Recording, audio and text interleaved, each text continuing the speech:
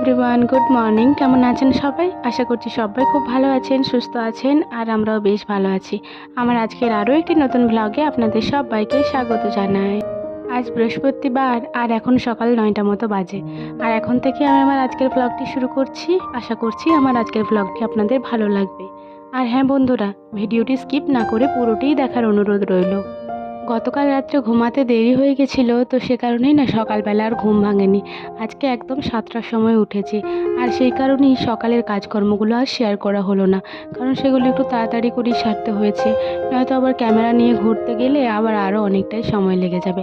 তাই এই যে স্নান টান করে একবারই চলে এসেছি। ঠাকুরকে একদম জল দিয়ে দিলাম, মানে লক্ষ্মীর ঘটে। আজ যেহেতু বৃহস্পতিবার, আর আজকে না আলপনা আরে কোনো কিছুই আর দেওয়া হয়নি। মা তো পুজোটা সব দিয়েই দিয়েছে, আর ফেব্রিক তো আঁকাই আছে আমাদের, তো আলপনাটা এবারে দেওয়া হলো না।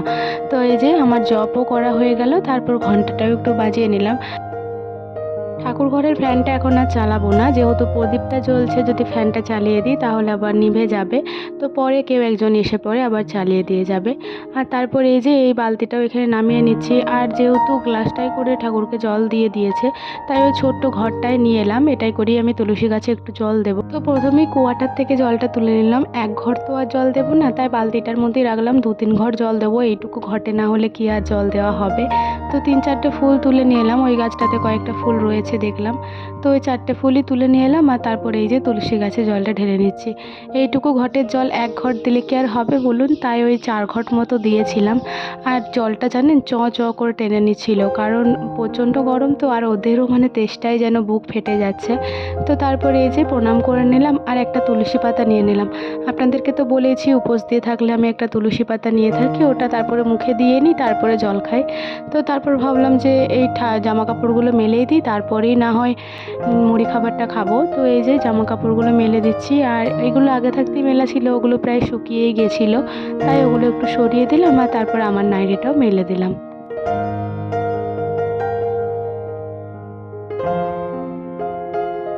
মাকে আমি সকালেই বললাম যে তুমি খেয়ে নাও, আমার যেহেতু দেরি হচ্ছে। তো মা দেখুন খায়নি। তো এই যে আমি চলে এসেছি, মা মুড়ি আনতে গেল, আর এসে পরে আমি 1 গ্লাস জল খেলাম। এই বড় গ্লাসটার 1 গ্লাস জলই এনেছিলাম, তো এটারই হাফ খেয়েছিলাম, আর হাফ আমি মুড়িগুলো খেতে খেতে খেয়েছিলাম। আর আজকে সকালের মুড়ি খাবারেও আলু কলাই সেদ্ধ হয়েছিল, যেহেতু এতগুলো লোক রয়েছে, নয়তো বা হবে কি করে।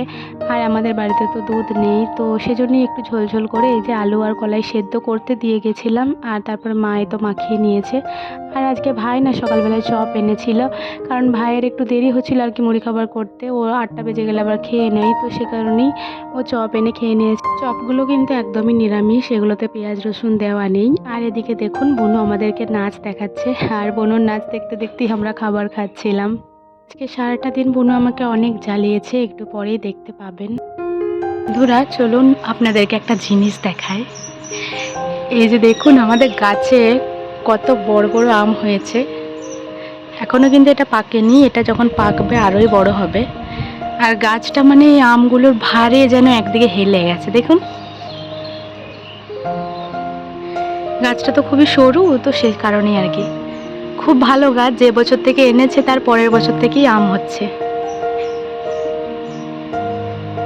কত আম ধরেছে, যদি পাকে তাহলে বেশ ভালো হবে।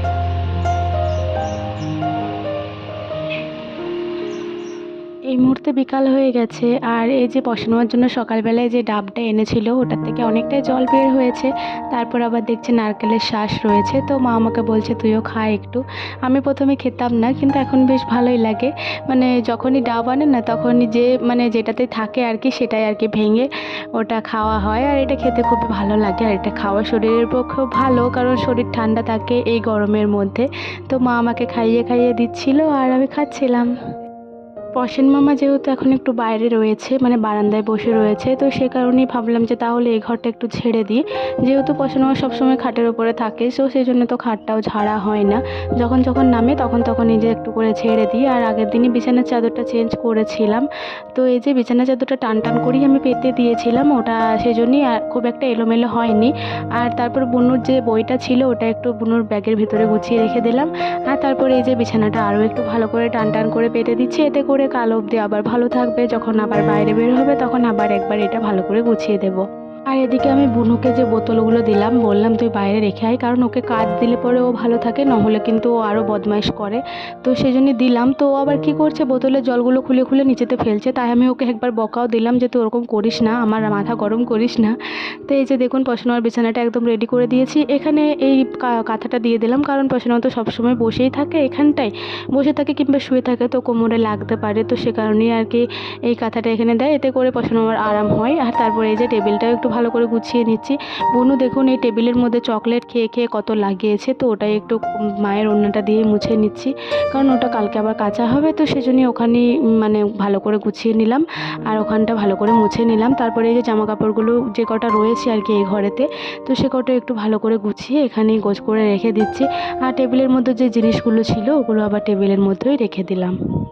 আমার আজকের ভিডিওটি এতদূর পর্যন্ত যারা যারা দেখলেন তাদেরকে আমার অসংখ্য ধন্যবাদ আর অনেক অনেক ভালোবাসা। যেহেতু পশনোয়া বাইরে রয়েছে বারান্দায়, তো সে কারণে বারান্দাটা তো আর ঝাড় দেওয়া হবে না, এই রুমগুলোই টুকটাক করে ঝাড় দিয়ে পরে মানে যে নোংরাগুলো বের হবে ওগুলো হাতে করে নিয়েই বাইরে চলে এসেছিলাম। আর এই যে দেখুন এই মেয়েটা আমার মাথা খারাপ করে দেবে আজকে। এই থালা বাসন যে কটা ছিল নামানো, তো সমস্তটাই খালি নিয়ে নিয়ে একবার এখানকে নিয়ে যাচ্ছে একবার ওখানকে নিয়ে যাচ্ছে। তাই বলছি যে তোর ওই বাসনগুলো যে এভাবে এদিকে ওদিকে নিয়ে যাচ্ছিস, তো ওগুলো কে ধোবে বারবার। আর এই বাসনগুলো কখন ধোয়া হয়েছে, এগুলো আর ঘরের মধ্যেও রাখেনি, তো কি বলবো আর। তো এই যে ঝাড় দিয়ে নিলাম, ওকে মারটাও দিলাম এক চাপড়। তো এত বদমাস, তো ওকে মারছি তার সত্ত্বেও আবারও একই কাজ করছে। মানে ও আসলে বুঝতেই পারছে না যে আমি রেগে রেগে মারছি না ভালো করে হেসে হেসে মারছি, ও ভাবছে আমি আর কি করছি। তো দেখুন কি আর করব। তো ওই যে বাসনগুলো ওখানেই ছিল যে কটা, তো ওগুলো একটু সিঁড়িটার উপরই রাখলাম আর কি গুছিয়ে, ঝাড়টা দিয়ে দিই, তারপর আবার ঘরের মধ্যে কুড়িয়ে রেখে দেবো। আর রান্নাঘরটাও ঝাড় দিয়ে নিলাম, রান্নাঘরটাতে অনেক নোংরা ছিল। এই যে তিল ছোলা হয়েছে আজকে, তো দুপুরবেলা তিলে ঝিঙে রান্না হয়েছিল, তো সে কারণে তিল যে কটা ছোলা হয়েছিল ওই খোসাগুলো ছিল, তো সমস্তটাই ঝাড় দিয়ে বের করে নিলাম। রান্নাঘরটা এখনও মোছা হয়নি, মানে রান্নার পরে দুপুরে রান্নার পরে আর মোছা হয়নি, তো ঝাড়টা দিয়ে নিই, তারপর আবার ওই দিকটাও ধোয়া মোছা করে নেবো। আর এখানে চালগুলো যে মেলে ছিল ওই চালগুলোই একটু জড়ো করা ছিল, তো ওটাই একটু ধরে এই সাইডে করে দিলাম, তারপরে এই যে ঝাড় দিয়ে নিচ্ছি। আর এই যে দেখুন যে ভুল করেছে ও শাস্তিও পেয়ে গেছে। এই বুনু আবার আমার পেছন পেছনই এসেছে, দিয়ে বলছে যে দিদি ওই কুকুরটা আমাকে ধরে নেবে। আসলে ভাইয়ের পেছন পেছন একটা কুকুর এসেছে, তো ওকে ভয় পাচ্ছে। তো আমি তাই বলছি বল যে আমি আর কখনো এরকম বদমাশ করব না, কান ধরে উঠবোস কর। তো সেজন্যই ও ওরকম করছে, দিয়ে আবার বলছে দিদি দিদি ওর দিকে দিয়ে দাও, নোংরাগুলো ওর দিকে দিয়ে দাও। তো এত বদমাশ, মানে এর উপরে হাসবো না কাঁদবো না রাগ করবো খুঁজে পাই না বাবা। তো তারপর আমি ওকে বললাম যে যা তুই একটা বিস্কুট নিয়ে আয়, তাহলে দেখ ও উঠে চলে যাবে। তো কুকুরটাকে তাই বললাম যে তুই এইদিকে আয়, আমি ঝাড়টা দিয়ে দিই। তো আবার চলে এলো, আর ভাই ওকে বিস্কুট না দেওয়া অবধি ও একদমই যাবে না। তো এই যে আমি ঝাড়টা দিয়ে নিচ্ছি, আর ভাই আবার ওকে নিয়ে বাইরে যাবে, তারপর বাইরে গিয়ে বিস্কুট দেবে। আমাদের জীবনে কিছু কিছু মানুষ থাকে যারা পেছনে এক সামনে এক, মানে মুখের সামনে তারা তোমাকে কিছু বলতে পারবে না, কিন্তু তোমার পেছনে তোমার নিয়ে বদনাম করতেও ছাড়বে না। তো তাদের তুলনায় এই কুকুরগুলো অনেক ভালো, কারণ এরা মন থেকে যাদেরকে ভালোবাসে তাদেরকে কখনোই ছেড়ে যায় না। তো এই যে কুকুরটা যেতেই চাইছিল না, ভাই বলল যে দরজাটা লাগিয়ে দে তাহলে চলে যাবে, কিন্তু দরজাটা লাগিয়ে দিলাম, ও তবু বুঝতে পারছে যে ওরা রয়েছে, তো সে কারণেই আর যাচ্ছে না। তো ভাইকে তাই বললাম তুই বাইরেকে আয়, তারপরেই ও যাবে। তো এই যে দেখুন ও ওর সাথেই খেলা করছে, আর আমি এদিকে ঝাড়টা দিয়ে দিলাম। তো ও বলতে চাইছে হয়তো যে আরও একটা বিস্কুট খাবো, তো ভাই বলছে দিদি আর দিস না, দুটো তিনটে দিয়েছি, এত দিলে ও প্রতিদিন আরও বদমাশ করবে। তো এই যে এখানটা তো একটু আধটু জল পড়েছিল, সে কারণেই না যে ঝাড়টা দিলাম, ঝাড় দেওয়ার পরেও যে নোংরাগুলো ছিল ওগুলো লেগে গেছিলো, তো সেই জন্যই ভাবলাম যে এক বালতি জল যেহেতু রয়েছে ওটা একটু ঢেলেই দিই। তো ওটা ঢেলে দিলাম, আর তারপরে ঝাঁটাই করে একটু ঝাড় দিয়ে নিলাম। বললামই তো যে রান্নাঘরের গ্যাসটা ক্লিন করা হয়নি, তো এই জন্যই এই যে রান্নাঘরকে চলে এসেছি। আর বেসিংয়ের মধ্যে যে প্রেশার কুকারটা ছিল ওটাও একটু বাইরে বের করে দিলাম, আর তারপরে এই যে গ্যাসটাও একটু ভালো করে ক্লিন করে নেব। আজ বৃহস্পতিবার, তো খুব একটা নোংরা হয়নি সেরকম, তবু ভাবলাম যে ক্লিন করে দিই, নয়তো বা আমি আবার তো আসবো না গ্যাসের এখানে, তো সেজন্যই ক্লিন করে দিলাম আর কি। রাত্রে অবশ্য আবার ডাল রুটি হবে, তো সেজন্যই তো আবার একটু নোংরা হবে, সকালে আবার মুছতে হবে, তো সেটা কিছু করার নেই। বন্ধুরা আমি এই যে বাপের বাড়িতে এত কাজ করি, আমার মা কিন্তু আমাকে এত কাজ করতে বলে না, আমার মা বলে যে তুই এত কাজ করিস না, আমি করে নেব আমি করে নেব, কিন্তু আমি আসলে করে দিই, কারণ মা তো এমনিতেই রান্না বান্না এইসব করছেই, আর আমি চলে গেলে তো মাকে একা হাতেই সমস্তটা করতে হবে। তো সেই কারণেই আর কি আমি যদিন থাকি ততদিন যেন মায়ের একটু কষ্টটা কম হয়, সেই কারণেই এই কাজগুলো সমস্তটা আমি করে দিই। গ্যাসটা আর গ্যাস কাউন্টারটা ভালো করে ক্লিন করে নিলাম, আর দেওয়ালগুলোতে খুব একটা তেল ছিটে দাগ পড়েনি, তাই দেওয়ালগুলো আর ধুলাম না। আর তারপর এই যে বার্নারগুলো ছিল আর কি গ্যাসের, তো সেগুলো একটু ধুয়ে ভালো করে দিয়ে দিলাম। এগুলোকে আমি বার্নারই বলে থাকি, আর একটা কি বলে সেটা আমি এই মুহূর্তে ভুলে গেছি। আর যে কটা বাসন ছিল মানে ওই টুকটা গ্লাস বাটি, তো ওগুলো একটু ধুয়ে দিচ্ছি। আর এদিকে দেখুন ও আবার চলে এসছে আমাকে জ্বালাতে। তো আমি বলছি তোর কী দরকার রে আবার? তো বলছে দিদি আমি সাবু খেলাম। তো আমি বলছি তাহলে আমি কি করবো? বলছে আমার মুখটা একটু ধুইয়ে দাও। তো এই যে ওর মুখটা একটু ধুইয়ে দিলাম। তারপর এই যে কাপড়টা দিয়ে মুছলাম ওই কাপড়টা একটু ভালো করে নিকুড়ে ধুয়ে নিলাম, আর তারপরে গেটটাতে দিয়ে দিলাম। এখানে দিয়ে দিলে কি বলুন তো ভালো করে কাপড়টা আবার শুকিয়ে যায়, নয়তো ভিজে থাকলে না এই কাপড়টাই আবার কেমন লেতে করে, তো সেটা আবার ভালো লাগে না। কয়েকদিন ধরেই তো বলছি যে ট্যাঙ্কিতে জল শেষ হয়ে যাচ্ছে। আসলে কি বলুন তো এই গরমে বারবার সবাই একটু ওয়াশরুম যাচ্ছে, তারপর বাসন টাসন সব কিছুই তো এই ট্যাঙ্কির জলেতেই ধোয়া হয়। তো সেই কারণেই আর কি আজকে যখন সকালে টাইম করলে জল এসেছিলো, বাবা এই যে বড় একটা বানের মতো রয়েছে ওটার মধ্যে এক বান জল ভরে রেখে দিয়েছিল, ওটাতেই আর কি দুপুরে সমস্ত বাসনগুলো মাজা হয়েছিল। আর তারপরে প্রেশার কুকারটা আর কড়াইটা ছিল, তো এগুলো না মা আমাকে বলেনি কিন্তু ধুতে। তো আমি ভাবলাম যে সমস্ত কাজ যখন আমি করছি আর আমি পুরো ঘেমে গেছি জানেন, তো তাই ভাবলাম যে আমি এই বাসনগুলোও ধুয়ে দিই, তারপরে না হয় শাড়িটা চেঞ্জ করে নেব, নয়তো আবার এগুলো ধোয়ার জন্য একজনকে হাত করতে হবে। তো সে কারণেই আর কি এটা আমি মেজে দিলাম। আর এই মুহূর্তে আমাদের বাড়িতে কয়েকটা লোক চলে এসেছিলো, তো মা আমাকে প্রচণ্ড বকছিল যে তুই কেন এগুলো করতে গেলি। তো আমি বললাম যে দেখো আমি ভাবলাম জামাটা চেঞ্জ করে নেবো, তো সে কারণেই আর কি আমি ওগুলো ধুতে গেলাম। আর মাকে আমি এটাও বললাম যে আমি তো আর জানতাম না বলো যে ওরা চলে আসবে, আর আমি তো আর পরের ঘরে কাজ করছি না, আমি নিজের ঘরেতেই কাজ করছি। শ্বশুর বাড়ি বাপের বাড়ি এগুলো তো সব নিজের বাড়ি, তো এখানে কাজ করলে অন্যের সমস্যা হওয়ার তো কথা নয়।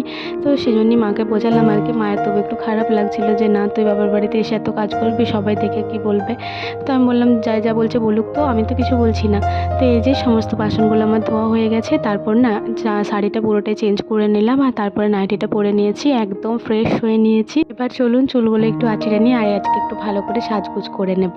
অনেক দিন হয়ে গেল আপনাদের সাথে এই যে চুল আঁচড়ানো, সিঁদুর পরা এগুলো শেয়ার করা হয়নি।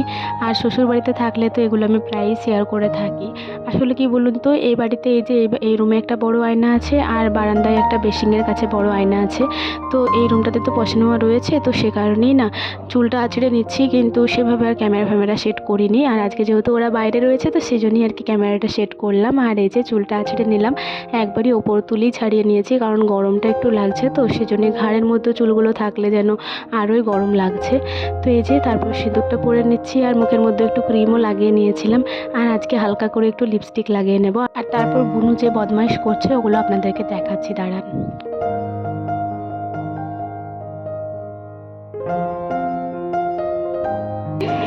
কি বলছিস বলতো?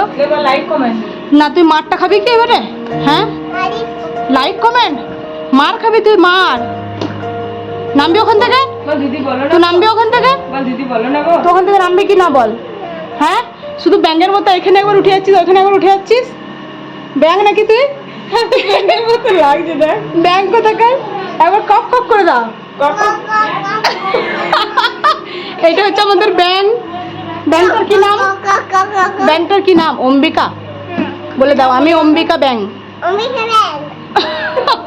তাহলে চলুন ও বদমাইশ করুক, আর আমার আজকের ভিডিওটি এখানে শেষ করে দিচ্ছি। সবাই ভালো থাকবেন, সুস্থ থাকবেন, আবারও দেখা হবে কালকে একটি নতুন ভিডিওর সাথে।